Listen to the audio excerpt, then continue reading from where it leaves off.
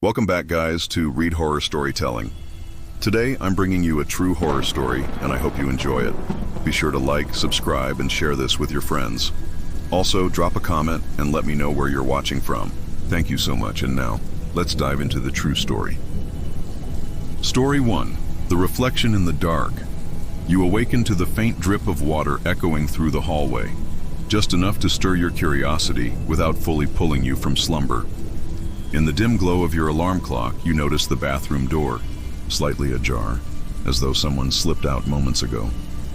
A gentle chill touches your skin as you swing your legs over the side of the bed. You assure yourself it's nothing more than a leaky faucet. Still, that persistent drip grows louder as you approach, guiding your gaze toward the mirror. The hallway light flickers, and you hesitate, hand hovering over the doorknob. The house is uncharacteristically silent. No hum of the refrigerator, no whisper of the HVAC, only the rhythmic drip. You whisper, "Hello?" But your voice seems swallowed by the darkness. With a steadying breath, you push the door open and step inside. The bathroom is colder than the rest of the house. Your breath puffs in front of you like a phantom's mist. The faucet is indeed dripping, but the sound is uneven, as though someone stops and starts it with careful intention. You approach the sink, shoulders tensed, senses sharpened. Above you, the mirror is dimly lit by a single flickering bulb. And that's when you see it, a movement behind you in the glass, quick and silent. You whirl around, every muscle taut. There's no one there, just the empty hallway, shadows crawling along the baseboard. Turning back to the mirror, you notice your reflection, and something else. A figure, tall and gaunt, standing in the stall behind you. Its face is obscured by long, wet hair, dripping as if it just climbed from the depths of a well. The faucet drips again, in time with your heart's frantic pounding. You blink, and the figure is closer, just behind your shoulder in the reflection. You turn to face it. The stall is empty. No one emerges. But in the mirror, its lips curl into a silent scream. You freeze. Your pulse constricts your vision, leaving only the mirror and the figure.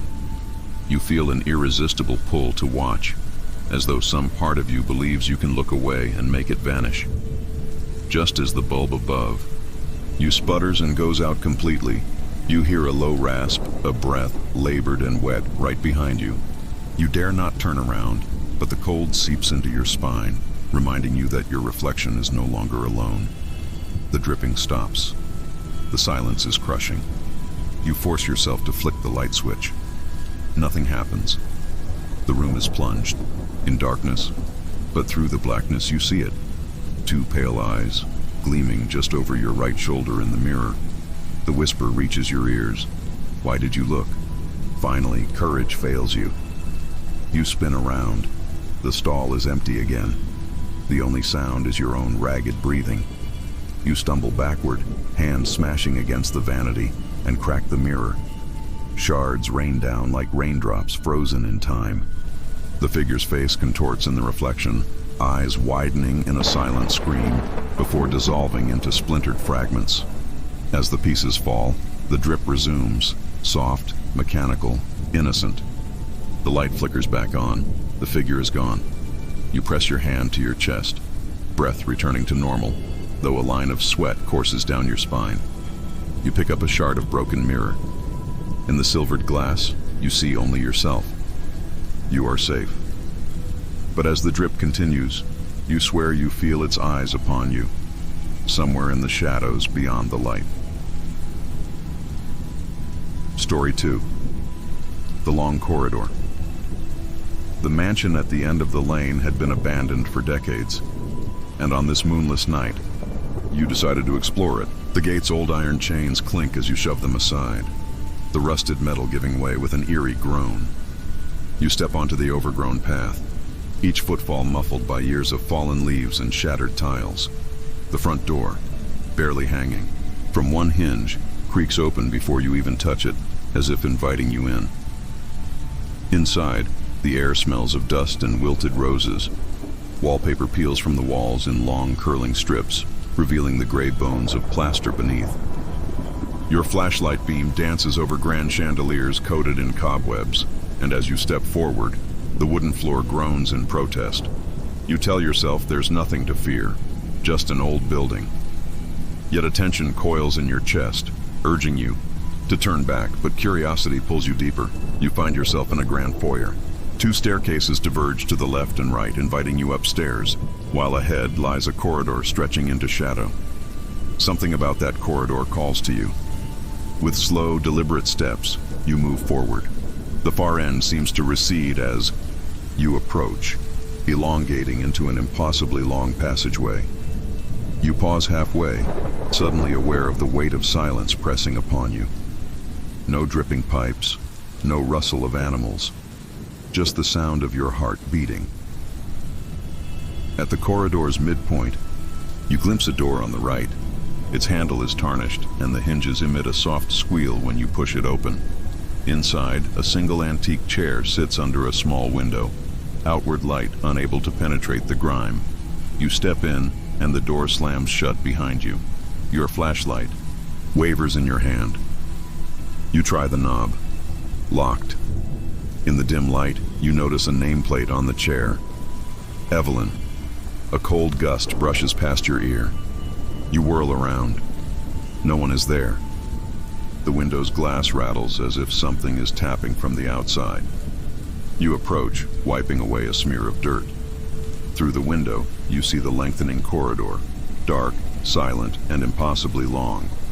But that's not what makes you freeze. Halfway down the corridor, where your flashlight's beam can't quite reach, you see a figure standing, perfectly still. The figure is a woman in a tattered white dress, hair draped over her face. She stands facing the wall, as if she's waiting for someone to join her. A sudden creak behind you spins you around, but the chair remains empty. The window rattles again, louder this time, and the shape in white begins to move, slowly turning, to reveal a fractured face, one side smooth and untouched, the other raw bone. You breathe shallowly, each second stretching into eternity. The window's rattling grows frantic, pounding as though urging you to look away. Gathering courage, you wrench your gaze back to the corridor. The woman is gone. You pound on the door. No response. Panic surges as you yank at the handle, mind gripping at any escape. Then you hear it. Footsteps approaching from down the corridor, measured, steady. You freeze. The doorknob rattles from the other side. With a final, forceful twist, you burst out into the corridor. Your flashlight's beam flickers wildly. The corridor stretches endlessly, as though no matter how fast you run, you'll never reach an end. The woman in white emerges from the shadows behind you, pursuing without sound. Each breath you take comes ragged and shallow.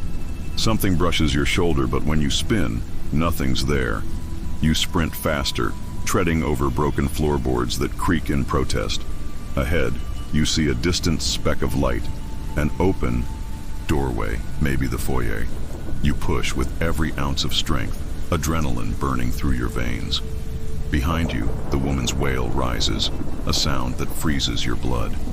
The corridor wavers, walls bending inward, as if alive. Yet the doorway remains, bathed in pale moonlight leaking from shattered windows. With a final lunge, you crash through the doorway and into the foyer. The front door stands open, welcoming.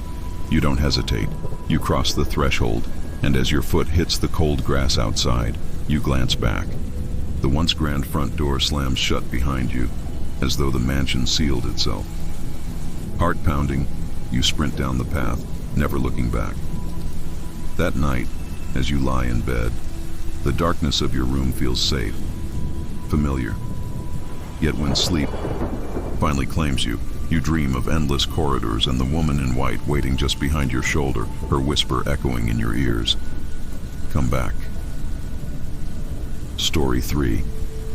The Lullaby of Hollow Oak. They said the Hollow Oak was haunted, but you never believed in ghosts.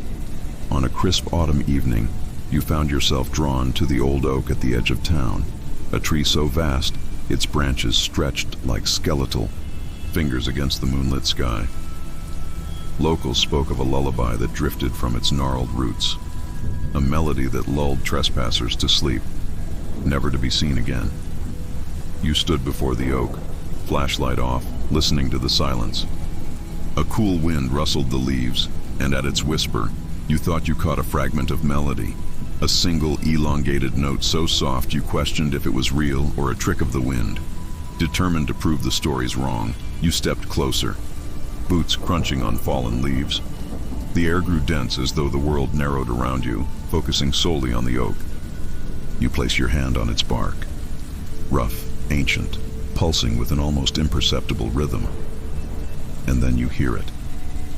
A lullaby so sweet, so sorrowful, it tugs at something deep within you.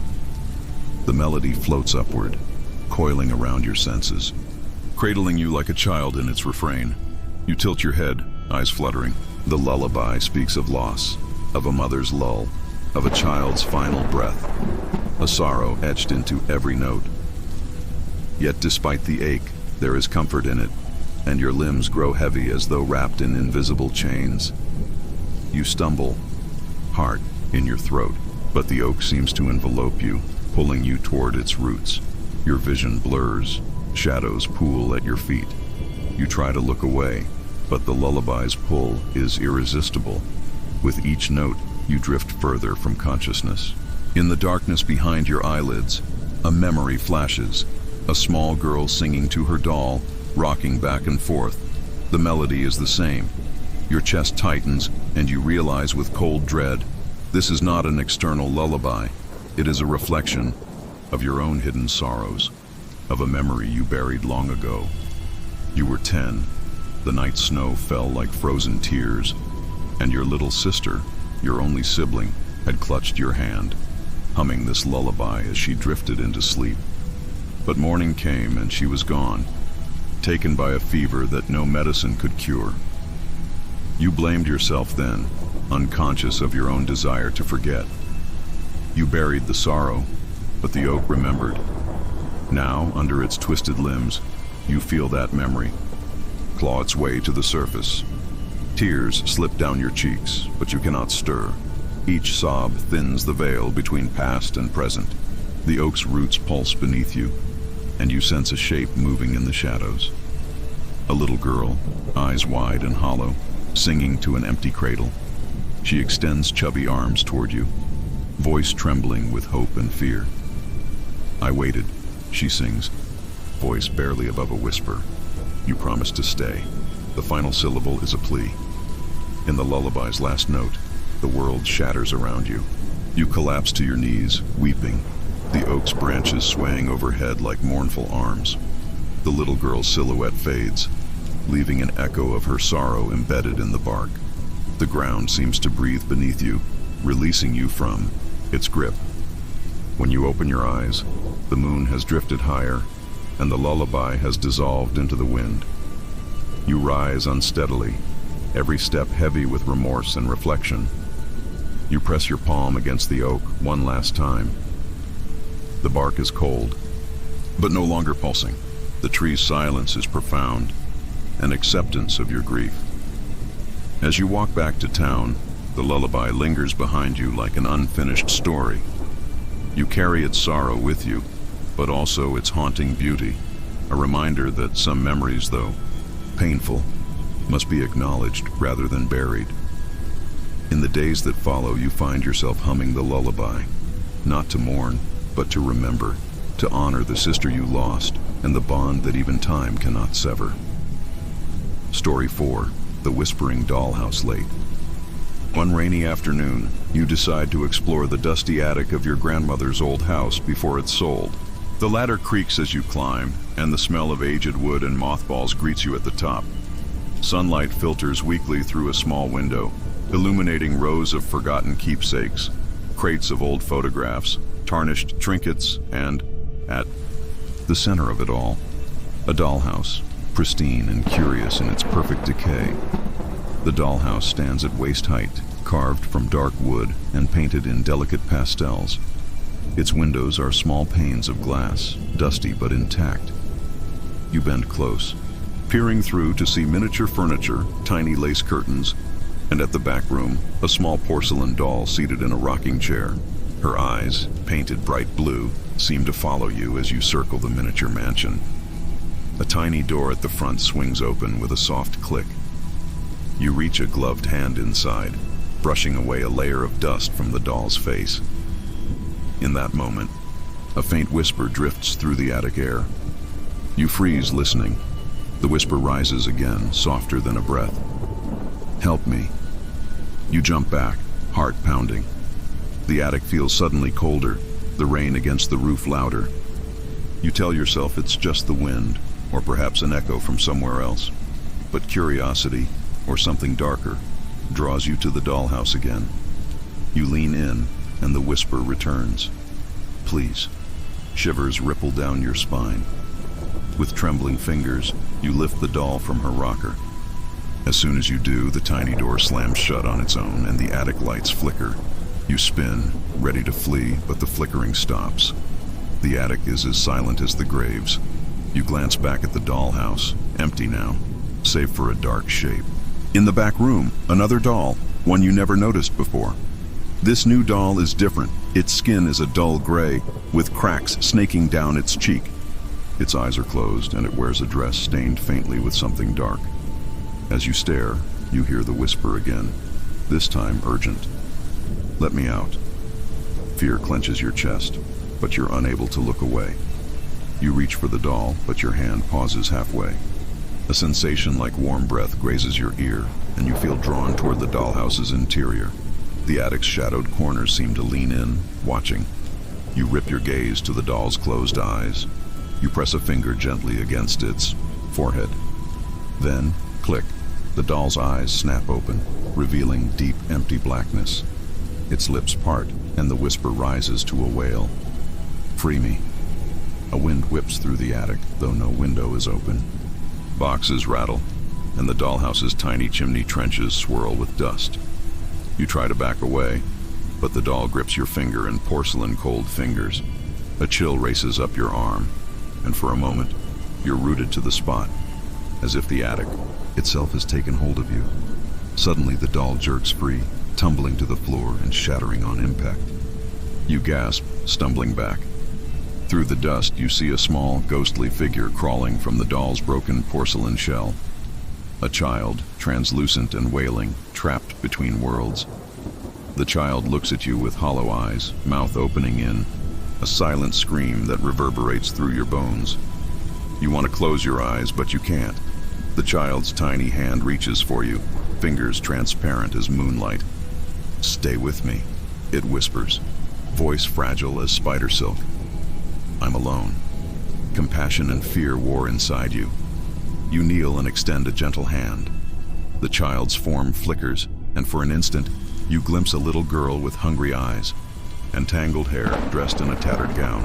She reaches for you, and you feel a surge of warmth, care, sorrow, longing, before the attic's shadows snatch her back, collapsing the apparition into a single point of bright light. The light flares, and the attic settles into stillness once more. The doll's shards lie on the floor like fragments of a broken promise. The whisper is gone, and the dollhouse stands empty, its painted facade looming in the dim light. You rise unsteadily, heart pounding. As you turn to leave, you see in the corner of your eye that the dollhouse's door has creaked open again. You hesitate, then slide down the ladder, the image of the little ghost etched in your mind. That night, in the safety of your room, you find comfort in the sound of rain tapping against the window. Yet every time your eyes drift shut, you see that little ghost's face and hear her pleading whisper, "I'm here." You know you can't return to the attic. Some doors, once open, cannot be shut. And so you close your eyes, wishing yourself to a place where the rain is only water and dollhouses are nothing more than toys. Story 5. The Last Passenger. It was a late-night train that most people wouldn't dare to catch alone. The kind of train with dim overhead lights, sleepy passengers, and the rhythmic clack of wheels on tracks that seemed to echo forever. You boarded at the last station, the conductor's lantern bobbing like a firefly against the blackness outside. There were only a handful of passengers scattered throughout the cars, each hunched over a book or closing their eyes in quiet repose. You find an empty seat near the back and settle in, pulling your jacket tighter as the train lurches forward. A hush blankets the carriage, broken only by the soft murmur of the conductor checking tickets. Your eyes glide over the other passengers. A man with tired eyes staring out the window, a woman clutching her purse, a child curled into his mother's arms, all unaware or unwilling to notice the extra seat across from you, where a lone figure sits hunched over, face obscured by a wide-brimmed hat. When the train rounds a bend, moonlight streams through the window, illuminating the stranger's features. Pale skin stretched thin, eyes sunken but wide, watching you with unsettling intensity. You catch your breath, heart fluttering. The stranger's lips curve into a half smile as if greeting an old friend.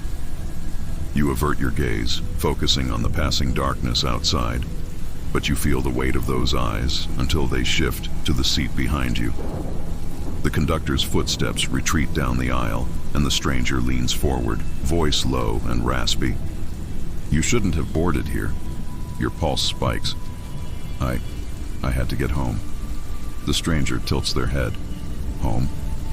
A laugh, barely audible, tumbles from their lips. "There is no home to return to."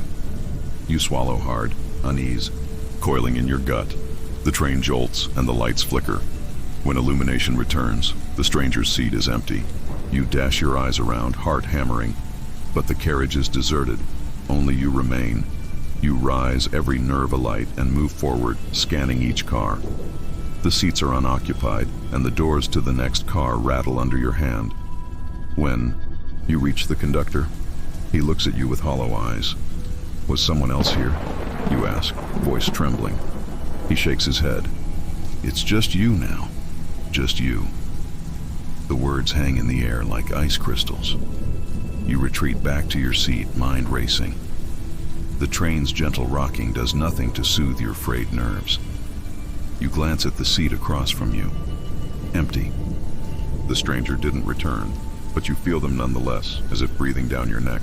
Minutes stretch into an eternity before the train slows, announcing the final stop. Doors slide open, revealing a silent platform bathed in pale light. You step off, suitcase in hand. The station is deserted, and the tracks vanish into thick fog. The air is frigid, carrying the scent of damp earth and railroad oil. You walk toward the exit, each footstep echoing in the emptiness. As you near the archway, you glance back at the train. Through the window, you see the stranger again, seated where you once sat, hat pulled low, watching you leave. Their mouth moves as though speaking your name. You blink, gone. You accelerate, your pace, heart pounding. Out of the fog, a sign emerges. "Last train station, closed." The gates are locked. Panic flares as you realize there is no path forward. You turn back to the platform, and there, standing between two lampposts, is everyone from the train. The tired-eyed man, the woman clutching her purse, the mother and child. They all stare at you, faces pale and eyes empty. You tremble but can't look away. One by one, their lips part and they whisper together, "You shouldn't have boarded here." Your legs fail, and you collapse to your knees. The stranger steps forward, reaching out with a hand as gray as moonlight. Their eyes gleam with something ancient. "Now you'll stay," they whisper. "With us, forever." The fog swirls around, you rising like a living thing. The tracks stretch endlessly into darkness, a portal to nowhere. With a final glance at the night sky, you feel the pull. And as the mist closes in, you know you will never see home again. Only this spectral station, where the last train carries passengers who have nowhere left to go. Story 6. The Lighthouse That Never Sleeps. You arrive at the isolated seaside town at dusk, drawn by the promise of an abandoned lighthouse said to guard a hidden truth. The road leading to the coast is narrow, lined with wind-bent pines that whisper secrets as the sea breeze rushes through their branches.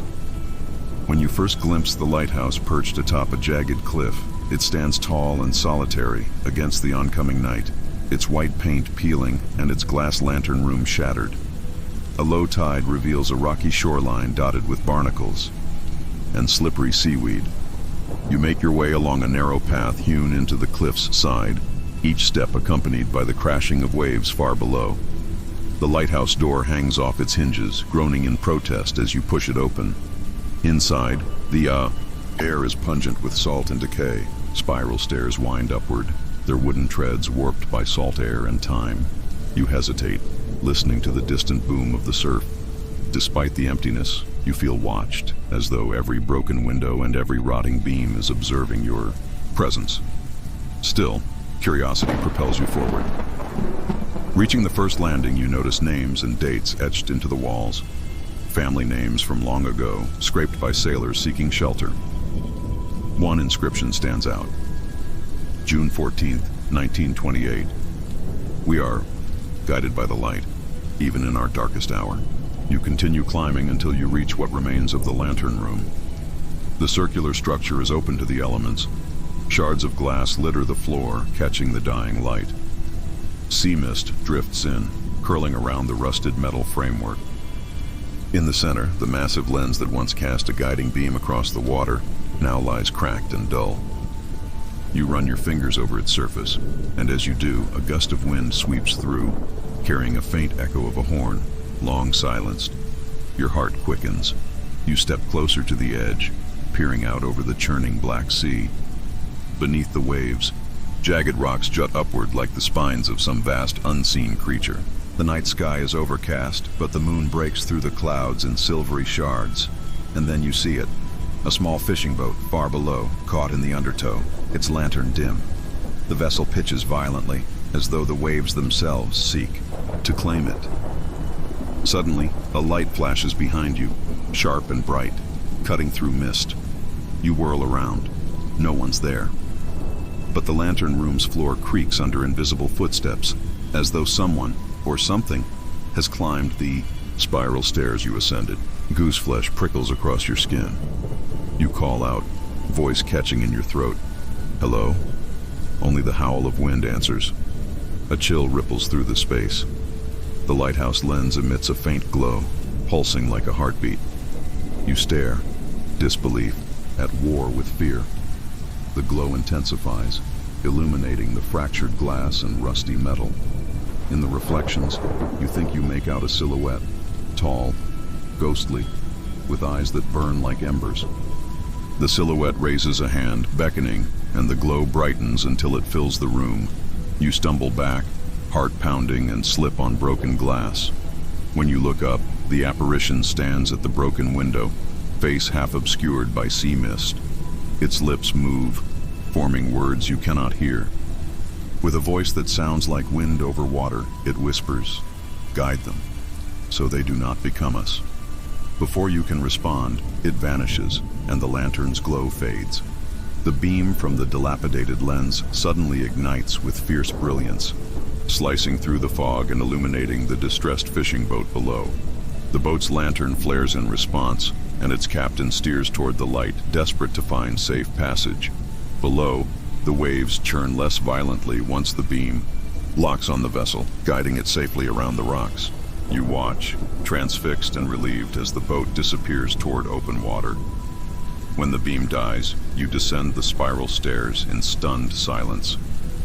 The air feels warmer, gentler, as though the lighthouse has exhaled a breath it held for decades.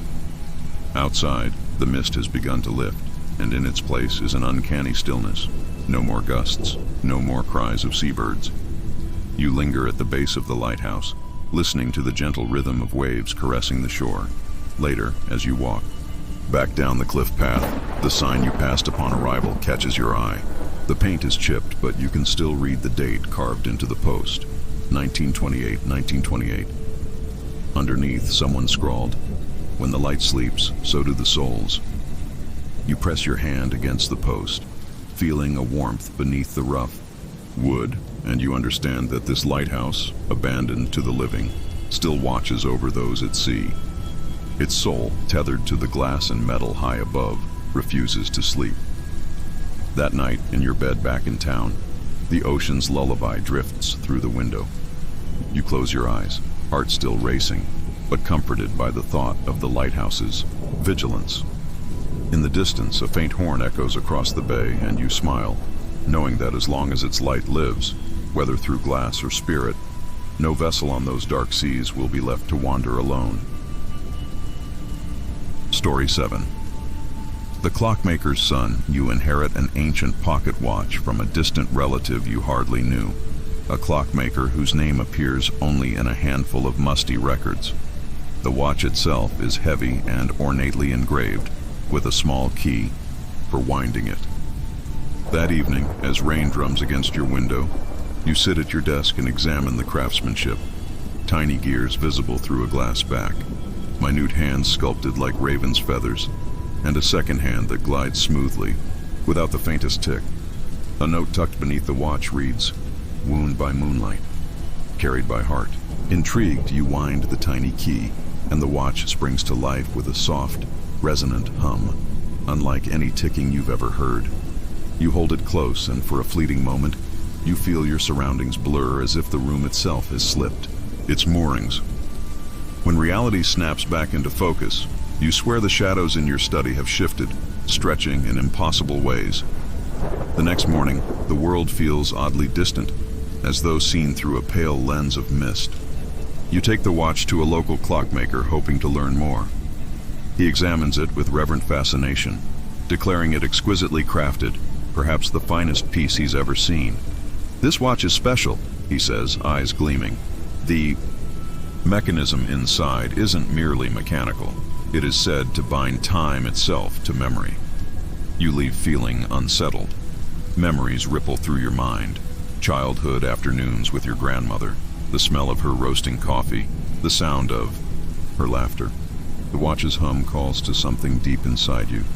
At dusk, you wind it again, and the hum returns, deeper this time. Shadows gather in the corners of your room. You can almost hear whispering. Names, dates, forgotten moments, surfacing from the ether. That night, as you drift into uneasy sleep, the watch glows faintly on your bedside table, and you dream of your grandmother once more, her voice gentle, coaxing you to recall a promise you cannot yet remember. You awaken with the hum still echoing in your ears.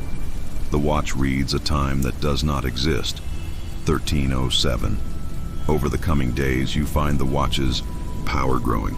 Its hum resonates with your heartbeat, and in moments of quiet reflection, you slip into brief visions. A ballroom during World War II, a sailor returning home, a child's first step.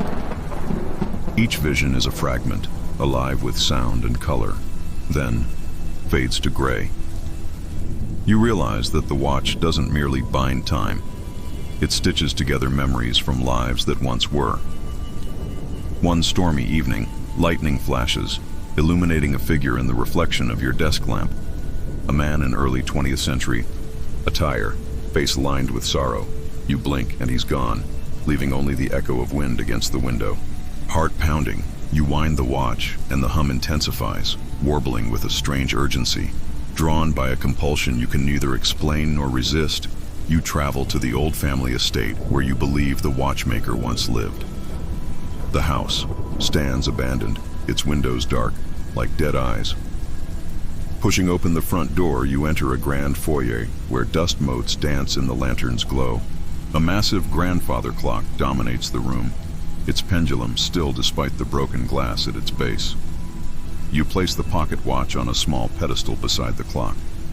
The moment your fingers let go, the watch leaps open, its hands spinning backward through time. The hum transforms into a steady pulse, matching the grandfather clock's pendulum as it begins to sway. Seconds pass like lifetimes. Then, with a final chime that reverberates through your chest, both clocks, pocket watch and grandfather clock, fall silent. In the hush, you feel a presence behind you. You turn to see the clockmaker himself standing at the foot of the staircase. Tall, gaunt, eyes wide with a longing that spans decades. He steps forward, voice hoarse. "You have returned what was lost." Your throat tightens. "What did I do?" He gestures to the watch. "For years my grief bound me to this world. I trapped memories here, in that watch, hoping to keep loved. Ones from slipping away." His hand trembles as he points to the clock. "But I fell into my own trap. Time became my prison. A deep rumble shakes the floorboards. The watchmaker nods toward the watch. Release them. Understanding dawns, like a sunrise. You wind the watch one final time. The hum intensifies until it cracks like thunder. Memories, faces of people you never knew, flicker in the air. A mother cradling her newborn, soldiers embracing after battle, lovers whispering farewells. Each image swirls, coalescing into a pale mist. As the grandfather clock's pendulum slows, the mist rises like spirits, drifting toward the chandelier. There is a flash of light, and the mist dissolves into the ether. The hum dies. The grandfather clock's pendulum comes to rest. Silence returns, profound and cleansing. The watch's hands now read the correct time. The watchmaker exhales, a tear rolling down his cheek. "Thank you," he whispers before fading into the stillness of the foyer. No longer bound to time, free at last. You walk out of the estate into the cool night. In your hand, the pocket watch ticks steadily, an ordinary timepiece once more. Above you, stars gleam like distant lanterns. You slip the watch into your pocket, knowing that some treasures are meant not to hold sorrow, but to remind us that memories belong in our hearts, never locked away in gears or glass. Story 8.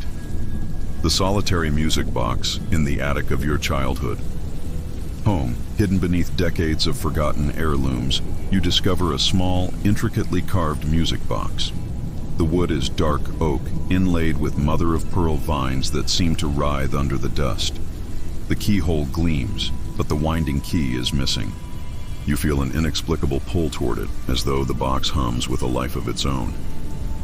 That evening you search the house. The key, cold and jeweled, is tucked away in a tarnished velvet pouch inside your late grandmother's jewelry box. Returning to the attic, you insert the key and wind the music box. A gentle melody, fragile and haunting, unfurls into the air. A lullaby you recognize from infancy, though you've not heard it in decades. The attic door creaks shut behind you. The melody plays on, but it warbles, slowing as though the box itself hesitates. You lean forward, peering into the glass-topped chamber, where a tiny ballerina stands poised on one toe.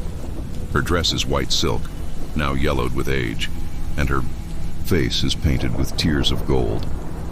As the melody reaches a high, trembling note, she turns once, twice, then stops, head tilted toward the attic's only window.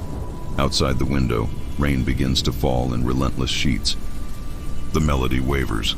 You realize, with growing dread, that the lullaby is a call, a beckoning. You want to flee, but your feet feel rooted to the dusty boards. The ballerina raises her arms as if to dance, but instead, she spins slowly on her pedestal, singing notes you can almost hear in your mind. A shadow crosses the window pane, tall, elongated, and formless.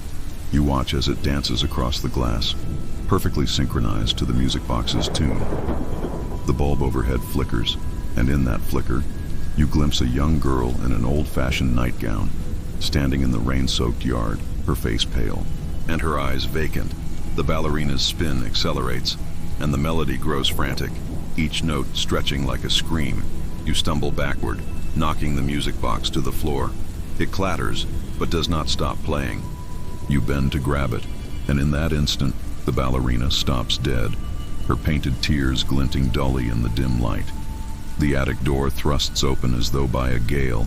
Rain splashes in, and cold wind extinguishes the bulb, casting you into darkness. The pitch black, you hear the girl's voice, soft and distant. "Please."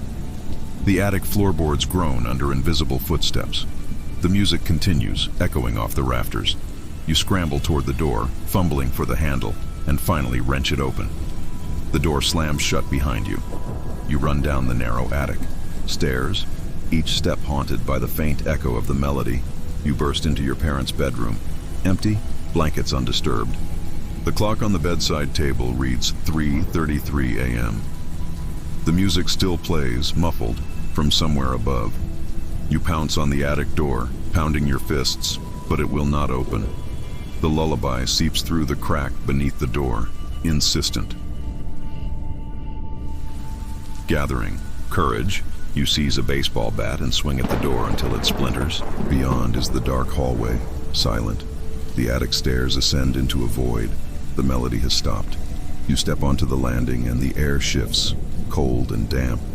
You ascend, each step creaking. When you reach the top, the attic is empty. The music box lies on the floor, its lid closed. You pick it up, trembling, and return to your room. You place it on your nightstand and lie down, heart still hammering. Outside, the rain pounds relentlessly.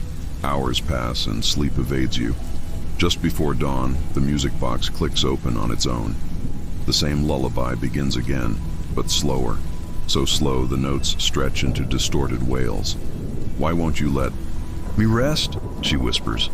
Voice a song of sorrow. Your throat closes. You can barely whisper back, "Who are you?" Her lips curl into a sad smile. "I am the one who danced for you, long ago, when you were too young to remember. You wound my heart into this box, and now we are bound.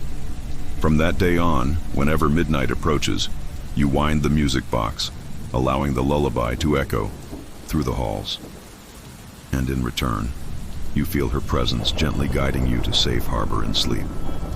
Her soft whisper a promise that when we remember with love, even the loneliest souls can rest." Story 9. The Garden of Whispering Statues.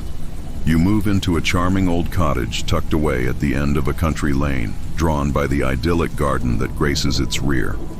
When you first explore the garden at dusk, you find pathways of moss-covered cobblestones meandering through beds of lavender and roses long past their prime.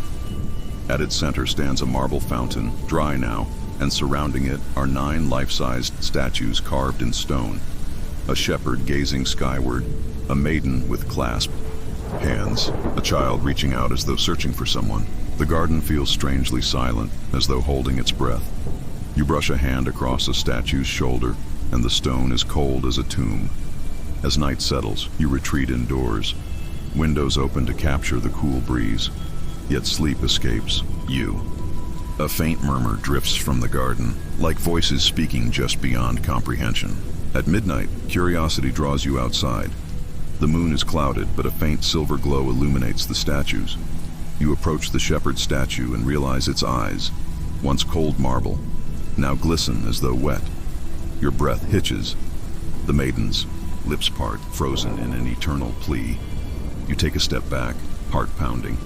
The murmur becomes a chorus of whispers, names, regrets, longing, voices of those lost to time. You circle the fountain, noticing inscriptions at each statue's base. Eloise, 1872, Martin, 1894, Clara, 1901, and so on. Each name you've never heard. A wind rises, rustling petals and carrying the whispers that seem to plead for remembrance.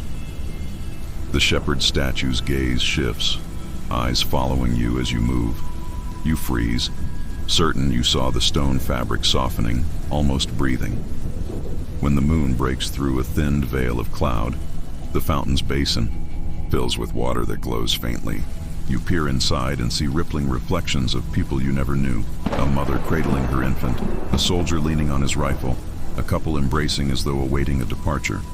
The whispers intensify, each voice vying for your attention. "Remember me," they chant, "remember us." Your heart aches with empathy and dread.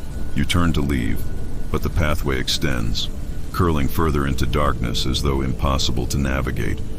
The statues perfectly align, forming a procession around the fountain, their cold eyes watching your every move. The whispers swirl into a single voice, clear and resonant. "Stay and keep us alive." Terror knits your thoughts, but compassion holds you in place. You kneel at the fountain's edge, cupping the glowing water in your hands. Each drop feels weighted with memory, grief, love, longing. You whisper into the night, "I remember you." At once, the statue's whispers fall silent.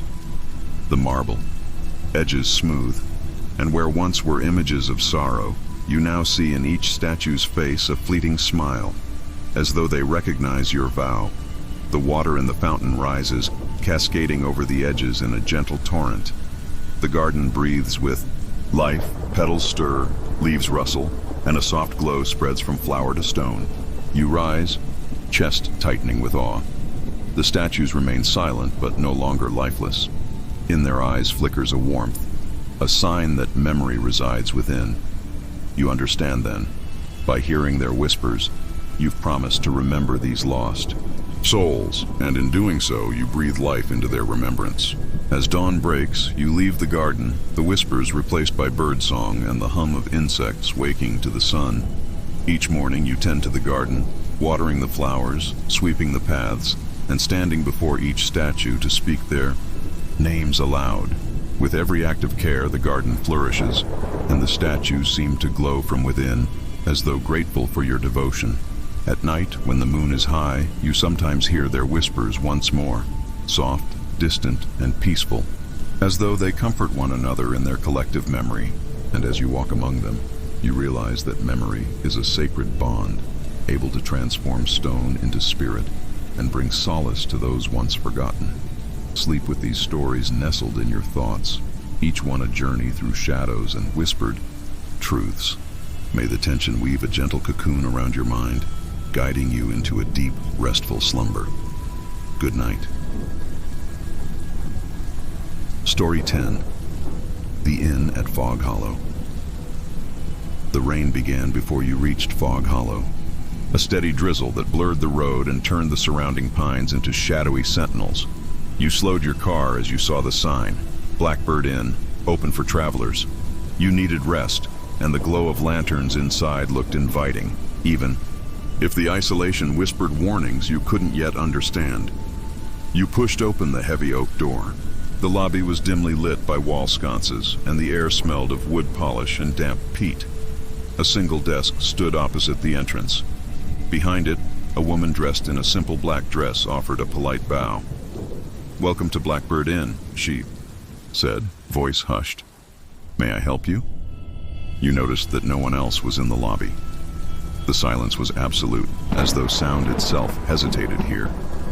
"I'd like a room," you replied, trying to keep your voice steady. The innkeeper's lips curved into a gentle, unreadable smile. "Very well. Room 7, up the stairs, last door on the left. Dinner will be served in the dining hall at 6. Please enjoy your stay." She turned, and you heard her footsteps recede into the back hallway. You climbed the narrow staircase, each step creaking beneath your weight. The hallway was lined with heavy tapestries depicting blackbirds in flight against moonlit skies. With each tapestry you passed, you felt something shift, like eyes following your progress. You reached room 7 and pushed the door open. Inside was a small but cozy room, a 4-poster bed draped with heavy curtains, a writing desk under a curtained window, and a wardrobe against the far wall. The view from the window was obscured by fog so thick it made the world outside a featureless white. You set your bag on the bed and decided to explore the inn. In the hallway below, you found a long corridor leading to a grand dining hall. The tables were set but empty, chairs pushed in as though waiting for guests who never arrived. The walls were lined with more blackbird tapestries, each one more intricate than the last. You heard a faint rustling and for a moment thought you saw movement in the largest tapestry, blackbird wings stirring in the weave. When you blinked, it was still. At 6 o'clock sharp, the innkeeper appeared at the dining hall entrance carrying a silver tray with a single candle. She nodded for you to sit. On the table before you was a bowl of steaming broth and a crust of bread. You ate in silence, glancing at the empty chairs around you. The candle flame flickered wildly, as though buffeted by an unseen wind. When you finished, the innkeeper collected the bowl and rose. "You should rest now. Tomorrow's journey will be long." She extinguished the candle, and the dining hall was swallowed by darkness. That night, you lay in bed, listening to the wind sough through the pines. Just as you drifted toward sleep, you heard a faint tapping at the window. You sat up, heart pounding. When you approached, the fog outside seemed to press against the glass. The tapping stopped. You peered into the mist, but saw nothing. Brushing it off his nerves, you climbed back into bed. At precisely 3:07 a.m., a creak in the hallway jolted you awake. Footsteps padded outside your door, slow and deliberate. The handle rattled, then stopped. You held your breath, the sheet twisted in your fingers. After a moment of tense silence, the footsteps retreated. You drifted off again, only to wake at dawn to a cold gust and the feeling of being watched. Stepping outside your door, you saw footprints in the dew. Tiny, bird-like impressions that led down the corridor, pausing at each tapestry. Where the footprints paused, the blackbird's eyes in the tapestries gleamed as though reflecting morning light. When you found the innkeeper in the lobby, she seemed unsurprised by your story. Fog Hollow is known to visit travelers with dreams, she said softly. The blackbirds watch, but they do not harm. They guide. You hesitated, then asked, "Guide to what?" Her dark eyes held yours. "Safe passage." She pointed to the horizon beyond the fog-laden pines. "Follow the path as dawn breaks. The inn will remain until the next weary traveler arrives." You realized with a start that you had not seen any other guests. No other voices, no laughter, no sign of life besides the innkeeper and yourself. She handed you a small carved blackbird figurine. "For your journey, keep it close." Outside, the fog began to lift, revealing a narrow path woven between the trees. The footprints from last night polished the ground ahead. You clutched the figurine and stepped forward. As you walked, the blackbird carvings in the tapestries seemed to fade from memory, and the inn's door closed gently behind you. You glanced back once. The Blackbird Inn stands silent, its windows dark. The innkeeper watches from the doorway, her silhouette framed by the lantern light. You continue down the path, the cottage and its silent guardians slipping into the veil of retreating fog. Story 11.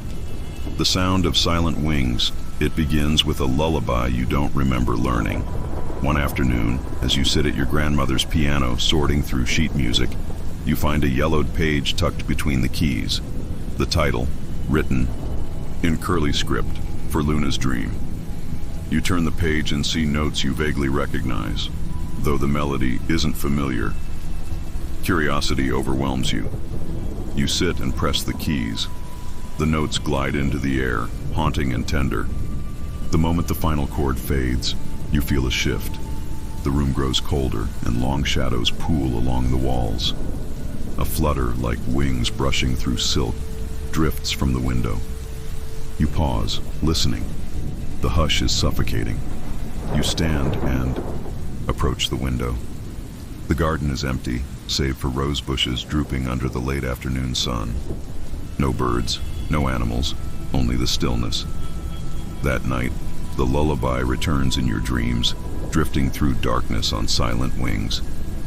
You wake to the sound of soft thuds against your window, like feathers caressing glass. Heart racing, you slip from the bed and press your ear to the pane. There's nothing but quiet. Over the next days, the lullaby haunts every corner of your life. You hum it absent-mindedly while preparing breakfast. You find scratch marks in the woods behind your home that resemble talon imprints. Each time you close your eyes, you hear wings moving in hushed sympathy with your heartbeat. Late one evening, you follow the sound to the attic. The moonlight pours through a dormer window, illuminating an old trunk. You open it to find a faded photograph of a young girl in a lace dress, standing in the same attic. Beside her sits a harp, and across her lap rests a black cat with silver eyes. On the back of the photo, in the same curly script as the sheet music, are the words, Luna, 1892. Your breath catches. Luna, your grandmother's childhood name, spoken only in half-remembered stories. You recall your grandmother speaking once of a companion, an owl she kept hidden in these rafters. But that was a story born of superstition, wasn't it? At midnight, driven by some force you cannot resist, you return to the attic with the photograph and the sheet music. The faintest owl call echoes through the rafters, though no creature stirs. As you place the photograph on the floor, the temperature drops so sharply your breath becomes a mist. The melody begins on its own, notes rising in the air like specters. You watch as the black cat from the photo now ghostly white and translucent, materializes at the edge of the moonlit circle. Its silver eyes fix on you, unblinking. Perched behind it is a massive owl, silent and regal, feathers like liquid moonlight. They step forward together. The cat arcs its back and rubs against your leg, purring with an otherworldly resonance. The owl spreads its wings, feathers humming in harmony with the piano's refrain. As the last note fades, the owl tilts its head and speaks in a voice like wind through dead leaves. You have awakened us. You swallow, voice barely a whisper. Why? The cat pads around the photograph, eyes shimmering. Luna called.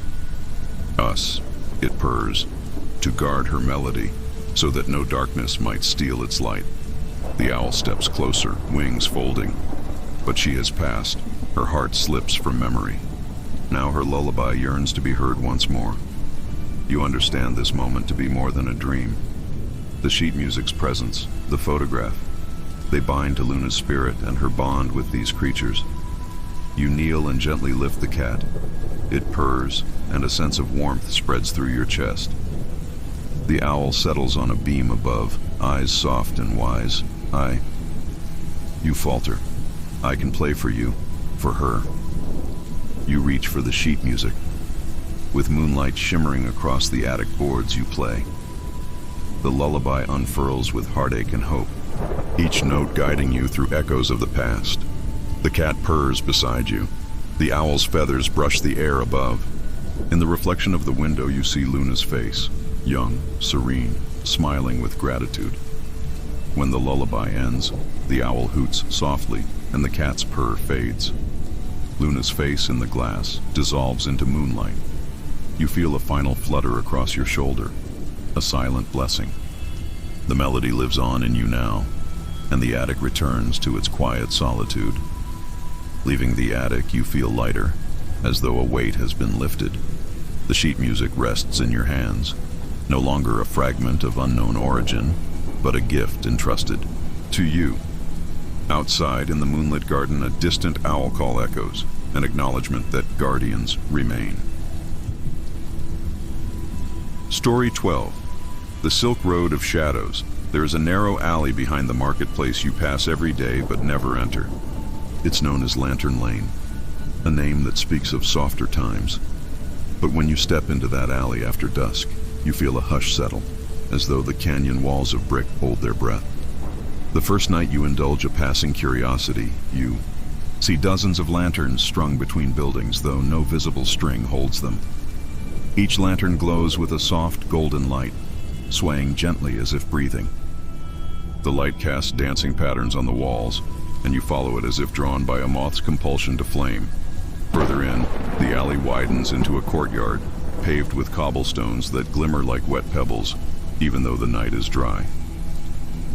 The center stands a cloth-draped wagon with red velvet curtains, half drawn.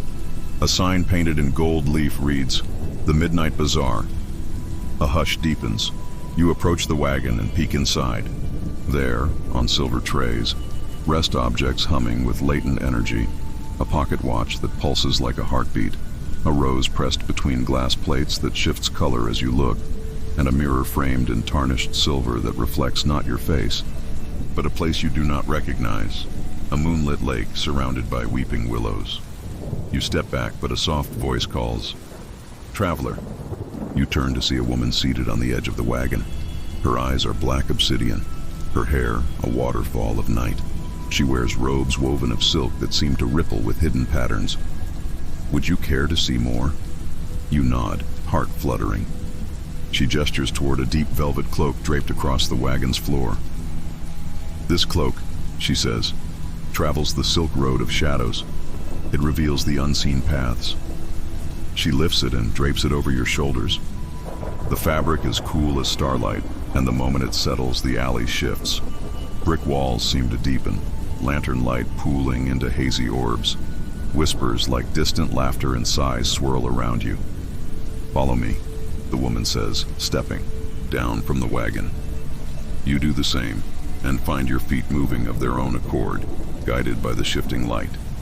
The cobblestones ripple beneath your weight, and the wall to your right shifts inward, revealing a hidden archway. You slip through. On the other side, you find yourself in a marketplace that no living person should see. Stalls line winding paths paved with moonstone. Vendors hawk impossible wares, vials of captured thunder, silken threads spun from spiders, webs in twilight, clocks that count down to unseen destinies. Figures in elaborate robes glide through the crowd, faces obscured by delicate masks of gold and bone.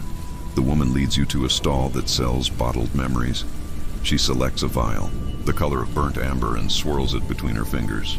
"Here lies the memory of the final sunset," she whispers, "of a world that forgot the warmth of wonder." She offers it to you. You hesitate, but the pull of knowledge is too strong to resist. You uncork the flask, and the scent of smoke and honey floods your senses. In an instant, you're standing on a cliff's edge, a great orange sun dipping into a blood-red sea. You feel the heat of that sun on your cheek and hear laughter carried on the wind, strangers speaking in a language that's ancient yet familiar. The moment the memory reaches its climax, the vial snaps shut in your hand, and you're back in the Silk Road's shadow bazaar. The woman inclines her head. "Memories are threads," she says, "woven into the tapestry of worlds. Some are lost, others hidden. The midnight traders seek them, lest they unravel." You look around and realize the bazaar has grown. A silent figure glides toward you, wrapped in a cloak of raven feathers. You cannot see its face, but you feel its gaze, as though it sees into every crevice of your soul. It kneels, extending a hand that holds a single black feather. "A bargain," it whispers. "Give me a secret, and I'll grant you a truth." Your pulse spikes. You think of your deepest fear, abandonment, the feeling that, if you revealed too much, you'd be forever adrift. You swallow, then press your lips to the figure's hand. "I fear I am never truly known," you confess. The figure's feather flutters, then dissolves into a swirl of ash. In its place, the figure offers a tiny scroll bound with silver ribbon. "The truth," it says simply. You unroll the scroll to find an inscription. "You are enough. In the eyes of the unseen, valued beyond measure." A warmth blooms in your chest. The figure bows and fades into shadow. The bazaar dissolves around you. The moonstone cobbles cracking and crumbling. The last you see is the woman in the velvet wagon, offering a small, knowing smile. You find yourself back in Lantern Lane, the velvet cloak slipping from your shoulders as though it never was. The lanterns above dim and vanish, leaving you in the pale light of a single street lamp. The alley's exit stretches before you, and you walk out as the first hints of dawn paint the sky pink. Story 13. The painting of distant shores. You move into an old coastal cottage inherited from a great uncle you barely remember. The house is perched atop a cliff overlooking a gray sea, and the wind always seems to carry the scent of salt and untold stories. In the attic beneath a dusty tarp, you discover a large framed painting, oil on canvas depicting a serene tropical beach bathed in golden light. Coconut palms sway over crystalline water. A wooden boat rests harmlessly on the sand. It's a scene of paradise, and it couldn't be more out of place in this wind-beaten cottage. You hang the painting above the fireplace in your living room. As evening falls, you light the hearth and settle into an armchair, studying the canvas by firelight. There's an odd depth to the painting, as though looking beyond paint into another world. You feel a tug at your senses, warmth, the taste of salt on your lips, the soft creak of oars against a dock. You blink, and the room grows. Colder. The fireplace's glow seems dimmer by comparison. That night you dream of walking on white sand. Tropical birds sing overhead. Palm fronds whisper secrets. You approach the boat, whose gleaming hull seems to beckon. A voice, gentle as a breeze, calls your name. You step into the boat without hesitation.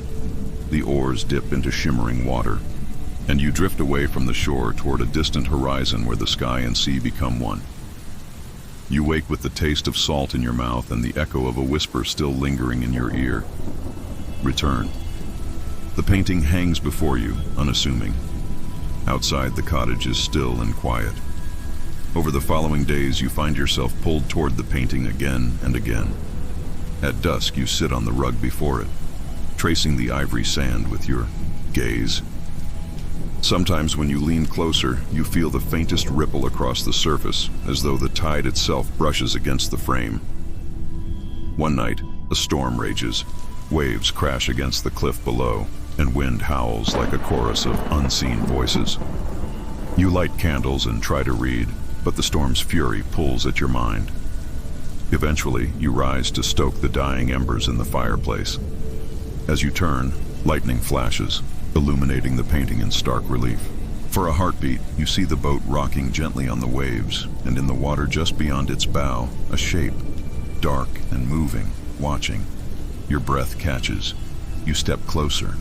The candles flicker, and in their wavering light, the shape emerges. A boy standing knee-deep in water, eyes wide and pleading. You blink and he's gone. Your pulse thunders as you stare at the painting's tranquil waves, which now seem to shimmer with something more than paint. At midnight, the storm reaches its peak. The wind rattles windows. The sea roars beneath. You stand before the painting, hand raised, drawn by a force as old as time. The fire dims as the candles gutter. The painting's beach brightens, moonlight spilling across the sands. The boy appears again, his hand reaching out. You swallow hard, heart pounding. Suddenly, the canvas ripples like water. A gust of wind bursts through the room, snuffing the candles and extinguishing the hearth. Darkness envelops you, and fear soaks into your bones. You hear the boy's voice, faint, desperate. "Help me." Instinctively, you press your hand against the canvas. The final candle flares back to life, revealing your hand half submerged in painted water. Panic seizes you, but compassion holds you still. You reach deeper, feeling coolness against your fingers, as though touching real surf. The boy's form solidifies, a pale, drenched child with seaweed tangled in his hair. His eyes are the color of storm clouds, and he trembles. "They took them," he whispers. "My sister, my mother." The tide, they... Tears fill your eyes. The seas roar crescendos as if echoing his sorrow. You find yourself at the water's edge on that painted shore, rain spattering your face. In the dim moonlight, you see footprints in the sand leading toward jagged rocks half submerged by rising water. You follow, the boy's hand in yours. At the water's edge, you peer into the darkness. You glimpse shapes, figures trapped beneath swirling currents. In the distance, dim lantern light flickers on a cliffside path above. "They wait," the boy says. "If I leave, they're lost forever." You realize the painting is not merely an image but a window to another world, one caught between tide and time. Determination steals your resolve. You let go of the boy's hand. "I'll help," you promise. With a final nod, he steps forward, disappearing into the dark water. The canvas shudders. You look down at your hand, dry, bloodless. The painting hangs still and silent. Outside, the storm has passed, leaving a hush that rings like a held breath. In the days that follow, you prepare. You gather rope, lanterns, anything that might help. At dusk, you hang the painting on the side of the cottage, so the moonlight shines through it. The tide, visible from the cliff, ebbs and flows in harmony with the painted sea. When the moon is high, you light a lantern and step through, sinking into irresistibly cool water that parts around you. You find the boy on the shore, and together you search the rocky shallows. The sea is treacherous, but your lantern guides you. When the tide recedes at last, you find them, 3 figures, huddled and unconscious. The boy's mother, sister, and an old fisherman trapped by rising water. You carry them to dry land and tend to their wounds by firelight as dawn breaks. Exhausted, you sit by the painted beach once more. The boy watches you, gratitude flooding his storm-gray eyes. "You saved them," he murmurs. The painting shimmers, then returns to static perfection, a beach under golden sun. You realize that the world behind the canvas continues, waiting for its tides to turn once more. You leave the painting at the cliff's edge and return home, the salty wind carrying a lullaby of thanks across the water. Story 14. The station beneath the willow. The train station had stood abandoned for as long as anyone in the county could remember. Nestled between fields of tall grass and an ancient weeping willow, it was rumored that once the whistle blew for midnight departure, nobody ever truly left. They arrived, just once, and stayed, their restless souls wandering the platform forever.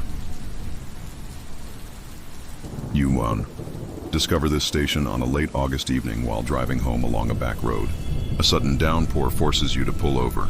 Headlights catch a building half hidden by willow branches dragging across the rails.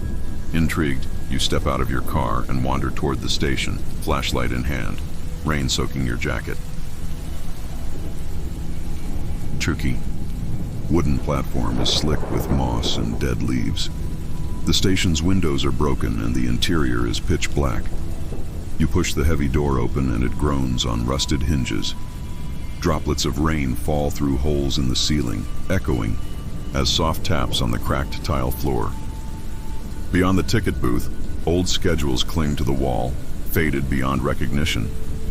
A single lantern stands on the floor, its glass dirty, but its wick pristine. As if waiting, you light the lantern. The warm glow reveals rows of benches coated in thick dust. You run your fingers over the wood, releasing a cloud of spores into the air. With each breath you feel a chill, though the summer night is muggy. The air tastes of stale smoke and forgotten stories. You follow the rails to the edge of the platform, peering into the darkness. No tracks extend beyond a curve out of sight, only the black mouth of night. A distant echo ripples through the air, the faint rumble of metal on rails. Your heart hammers. You strain to listen as the sound grows, a hollow, rhythmic clack closing. The distance. You spin toward the station entrance. Lightning flashes, illuminating the empty ticket booth. In that flash, you think you see someone standing behind the counter. You blink. Only darkness remains. The rumble crescendos into a roar as a train, bright headlamps blazing, rounds the bend. It slows to a screech at the platform, and the doors open with a hiss. You step back, gripping the lantern. Rain-slicked footsteps echo from the train's interior. The cars are empty, but you peer inside each one. Seats torn, floors coated in decades of dust, and windows smeared with grime. A single figure sits in the last car, silhouetted by the headlamps, face hidden by shadow. The lantern's light flickers. When it steadies, the figure is gone. You hear a creaking behind you and whirl around. Only the willow's branches swaying in the wind. You force your breath steady and return to the train's last car. As you climb the narrow steps, the smell of wet wood and old leather fills your lungs. The door slams shut behind you.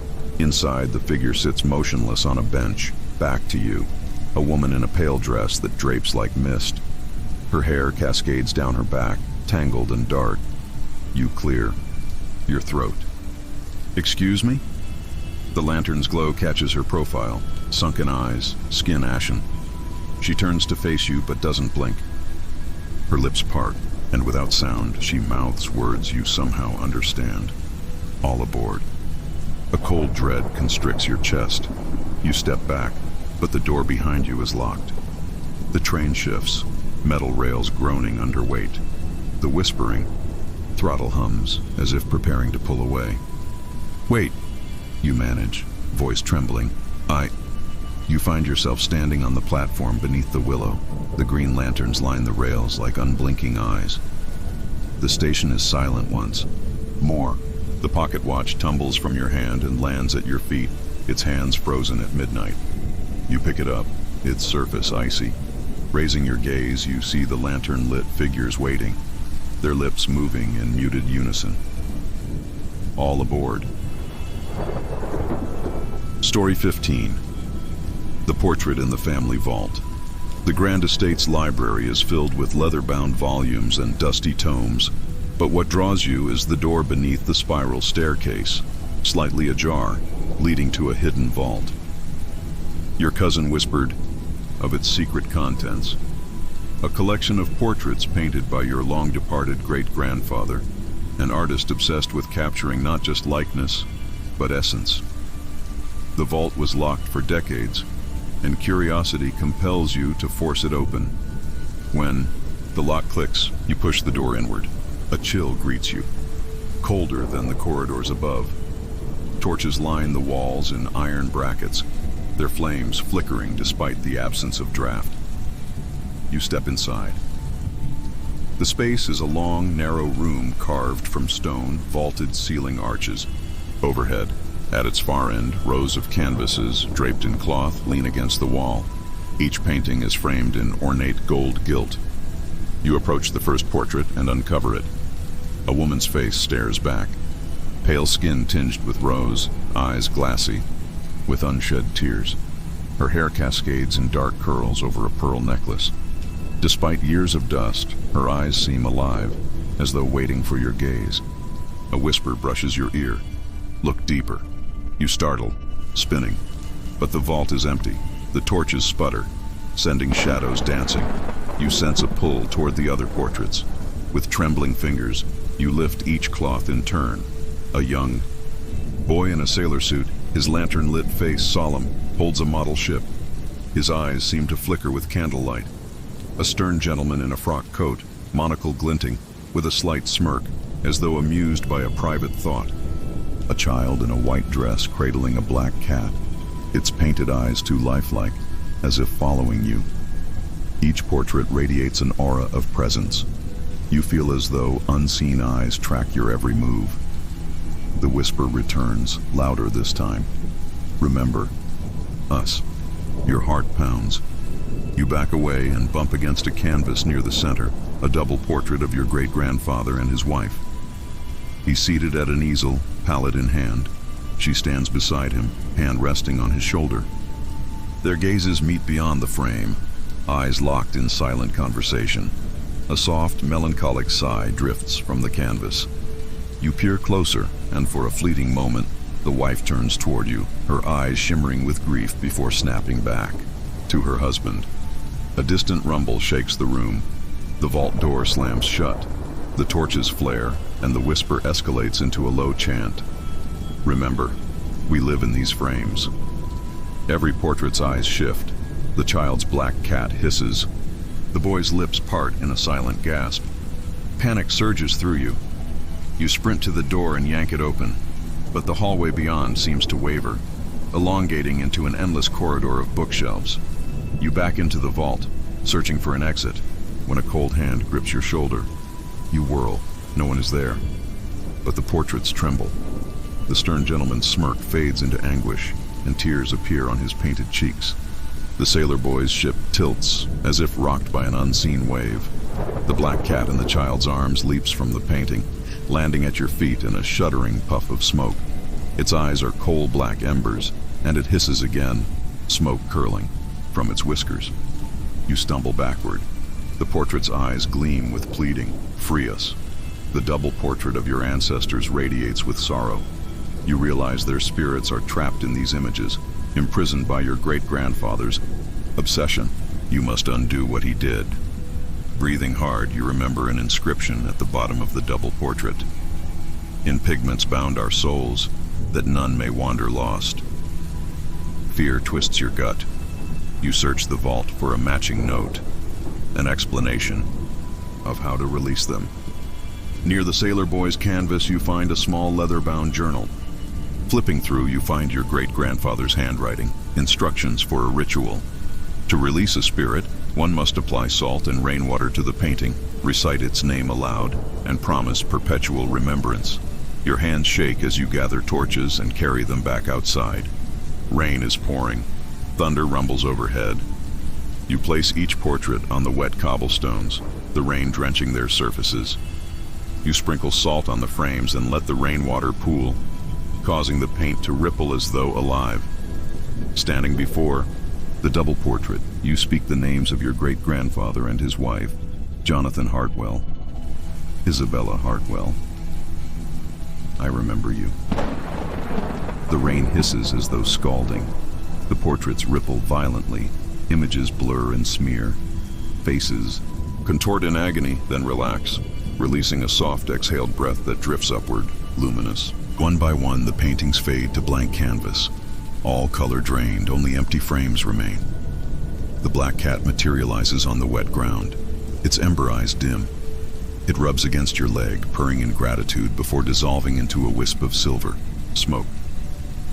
A final sigh echoes through the vault walls. The storm abates, and dawn's pale light filters through the library windows. You gather the empty frames, carrying them into the hallway. As you leave, the vault door clicks shut behind you, sealing the empty chamber. You realize the whisper of "Remember us" will fade, but the weight of their stories will live on in your heart. Story 16. The music of forgotten steps. The old manor's ballroom once resounded with laughter and dance, but after a fire ravaged half the estate, it has remained locked and silent. You inherit the manor, and on a moonlit night when the wind howls like a chorus of lost voices, you decide to explore it. Your flashlight beams through the blackened door to the ballroom, revealing a grand expanse strewn with charred beams, cracked mirrors, and scattered rose petals, bleached white from smoke. You step inside, air thick with ash and lingering melody, an echo of violins and laughter long vanished. Your footfalls stir echoes of candelabras clattering in the distance. With cautious steps, you wander among the rubble. In the center of the floor, you find a porcelain music box. Its lid cracked, but its tune intact. An inscription reads, "To dance again at midnight." You wind the key, and the music begins, a delicate waltz that trembles in the air. Moonlight streams through gaping holes in the ceiling, spotlighting the floor where dancers once glided. The tune wavers between sorrow and hope, and you feel inexplicably compelled to move. As the music flows, silhouettes emerge, figures dressed in opulent gowns and tailcoats, translucent as mist. They stand in graceful poses, arms curved, feet poised for a dance. Their faces are featureless, smooth voids reflecting the moonlight. A hush envelops you, but the waltz persists, urging your body to join them. You hesitate, then take a step forward, letting the melody guide you. Your feet move in time, heels sliding across the scorched wood. With each measure, more figures appear, swirling around you with silent precision. Their movements are flawless, yet haunted, as though they are dance steps trapped in amber, replaying. A moment of joy before tragedy. Your breathing steadies as you sway to the rhythm. For a moment, you feel time dissolve, the past and present merging on that ruined floor. Then, as the final notes near, the figures pause, their headless faces tilting toward you, as if seeking recognition. You reach out, but your hand passes through a phantom's arm. A sudden jolt in the music's tempo sends the dancers spinning, faster, and the waltz fractures into dissonance. The mirrors lining the walls shatter with thunderous cracks, showering glittering shards. Glass glints under moonlight, reflecting the dancers in a kaleidoscope of horrors. Their forlorn gazes follow you. The waltz's final chord fractures into a scream. The music box's last note distorts before dying in your hand. The ballroom plunges into silence. Dust settles, and the dancers vanish, leaving you alone amid debris and rose petals. Your heart pounds as you hear your own ragged breathing. The music box lies at your feet, silent and empty. You stumble backward toward the door, but the ballroom seems to elongate, the exit receding as though swallowed by darkness. A chill grips you. You swallow hard, remembering the inscription. As the clock strikes midnight, you wind the music box again. The waltz resumes, slower, tremulous. The figures reappear, but now they drift toward the burnt edges of the room, drawn into cracks in the walls as though seeking release. Guided by the music, you navigate past rubble until you stand at the threshold where one dancer pauses, her haltered gown torn, her porcelain mask cracked, revealing sorrow etched in blue. She lifts her hand in farewell. Tears of smoke trail from her eyes. You nod, understanding that completing this dance frees them from their final memory. The last note fades. The ballroom shifts back to its ruined state. The mirror's glass has melted into the ash, leaving only charred frames. The door stands open, revealing the moonlit grounds. You step outside, a hush settling over the manor. The music box's tune lingers in your mind, a gentle reminder that joy, even when haunted by sorrow, can guide lost souls home. Story 17. The Lanterns in the Marsh-on. The outskirts of town lies Foxglove Marsh, a tangled expanse of reeds, shallow pools, and creeping fog. Every autumn, villagers insist that glowing lanterns drift through the mist, spirits of those lost, on the treacherous paths. Some say if you follow a lantern, you'll be led to safety. Others caution that they draw wanderers deeper into the mire, never to return. One crisp evening in October, you walk to the marsh's edge, lantern in hand, seeking the truth. The reeds sway in a silent lullaby, and the mist creeps around your ankles as you step onto a narrow boardwalk. The sun has dipped below the tree line, leaving behind a bruise of purple sky. A solitary lantern floats on the water ahead, a small, glass orb containing a flickering blue flame. You raise your own lantern and call softly, "Hello?" The flame shudders in response, guiding you deeper. Each step echoes on the aging wood as the fog thickens, swallowing the sky. You approach the lantern, and just as you reach out, it glides away, drifting through reeds too dense for daylight wanderers. You follow, curiosity laced with dread. Mist curls around your calves, and the boardwalk narrows to rotted planks stained with algae. The lantern veers left, and you turn, stepping off the boardwalk onto muddy ground. Instantly, you sink thigh deep into cold muck. You scramble forward, dragging your legs free, mud squelching around your boots. The lantern hovers ahead, bobbing in sympathy with your faltering gait. You trudge through the marsh, reeds parting before you as though supernatural hands usher you along. The lantern's light pulsates, a heartbeat in the gloom. Your own lantern flickers, wind howling through its glass, threatening extinction. You shield it with a cupped hand. From the gloom emerges a second lantern. You freeze, two lights drifting side by side. Voices murmur, a mother's lullaby, a child's whimper. You strain to hear, but the reeds drown out words. The two lanterns glide apart, leading you on separate paths. The mother's lullaby pulls at your heart. "Stay safe, my little one." You follow the child's lantern, tiny whispers begging, "Come find me." Your pulse measures time in frantic beats. The ground beneath your boots alternates between firm boardwalk and soft bog.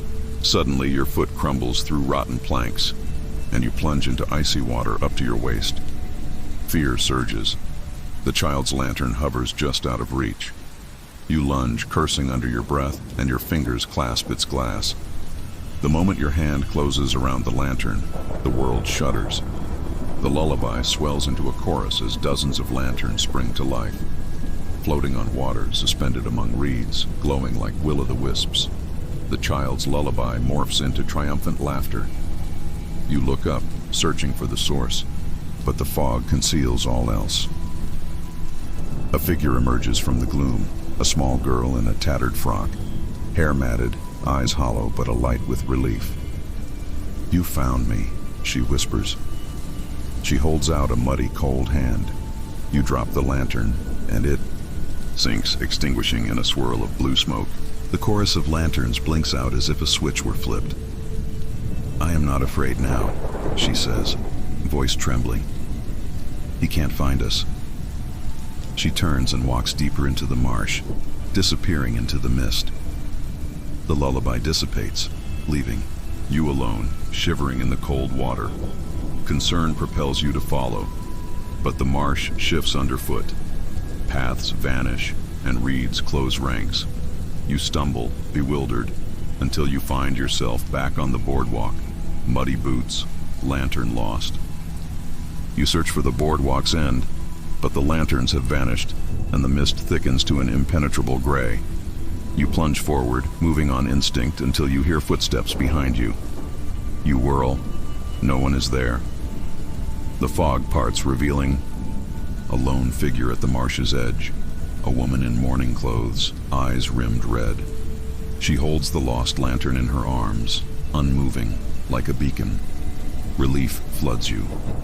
You embrace her, asking, "Is the child safe?" She nods once, tears spilling onto her pale cheeks. "Thank you for bringing her home." With a trembling hand, she lifts the lantern's glass. Inside, the blue flame burns steady, reflecting in her sorrowful eyes. You watch as she steps away, the boardwalk reappearing under her feet, guiding her out of the marsh. Left alone, you realize the moon has risen, illuminating the reeds in silver. The mist recedes. The boardwalk leads you safely back to the edge of town. You spot the lantern at your feet, the blue flame flickering gently. You pick it up, cradling it like a lifeline. Weeks later, the lantern sits on your mantle, its flame undimmed. From time to time, you hear a child's laughter drifting through the night breeze. You know now that some spirits wander until someone hears their call. In the hush of autumn evenings, when the wind stirs the kettles of reeds, you light the lantern and watch the shadows, ready to guide any who remain lost in the marsh.